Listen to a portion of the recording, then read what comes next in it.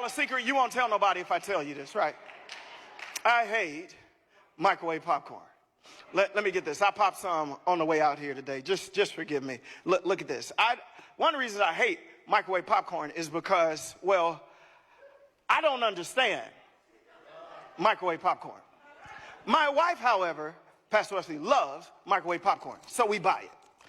And she pops it right before we do Netflix and chill. We're sitting in front of the TV, and she's just eating. They're all over, going through, getting it down. You want some? I'll get some as soon as church's over.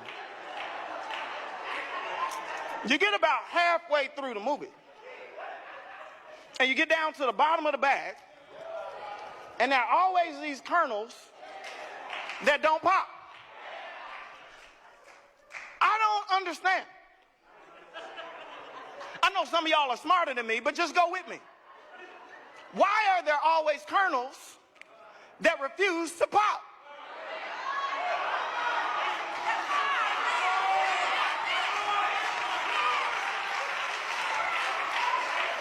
So I started asking questions. Mr. Colonel, you were in the same bag as all the other kernels. You experienced the same radioactive heat as all of the other kernels. You rub buttery shoulders with all the other buttery shoulders kernels. But for whatever reason, it ain't enough to make you pop. And then it occurred to me, that's how church is on Sunday and Tuesday night.